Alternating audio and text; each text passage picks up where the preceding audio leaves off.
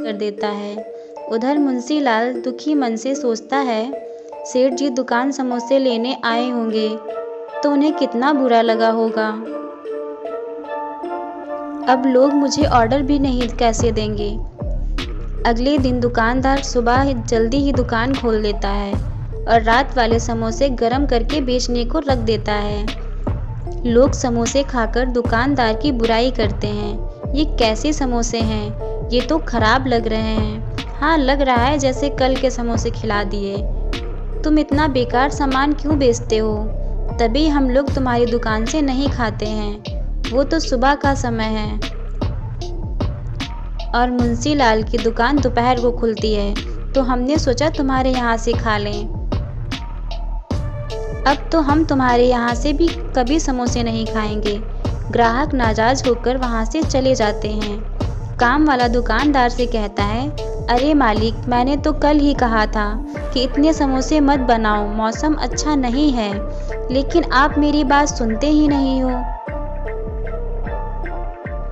अब एक काम करते हैं मालिक, ये समोसे फेंक देते हैं। ऐसे ग्राहक नाराज होकर जाएंगे तो कल को कचौड़ी और मिठाई लेने भी कोई नहीं आएगा। दुकानदार उसकी बात पर गौर करता है। बात तो उसकी सही है, मुझे ये समोसे फेंक देने चाहिए।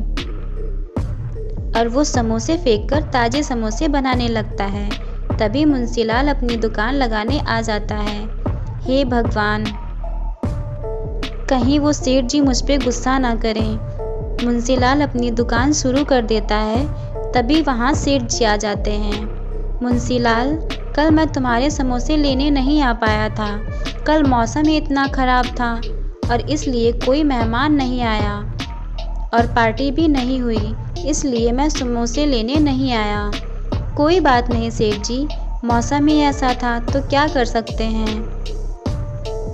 लेकिन मैं समझता हूँ तुमने समोसे बनाए होंगे और तुमको समोसे फेंकने पड़े होंगे, इसलिए मैं तुम्हारे समोसे का हिसाब करने आया हूँ कि तुम्हारा कोई नुकसान ना हो। ये लो तुम्हारे पैसे। मुंशीलाल को रुपए मिलते ही बहुत खुश हो जाता है। सेठ का धन्यवाद करता है। धन्यवाद सेठ जी, मैं आपका बहुत आभारी हूँ। ये तो तुम्हारी मेहनत के हैं और अगला ऑर्डर मैं तुमको ही दूंगा। दुकानदार ये सब देखकर चौंक जाता है।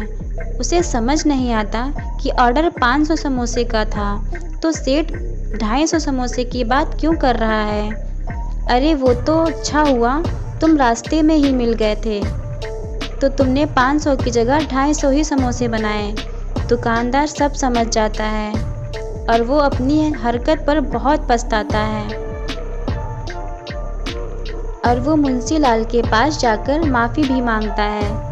मुंशीलाल, कहो भाई कैसे हो? अरे भाई मैं ठीक हूँ। मुंशीलाल, मैं तुमसे माफ़ी मांगने आया हूँ। किस बात की माफ़ी भाई?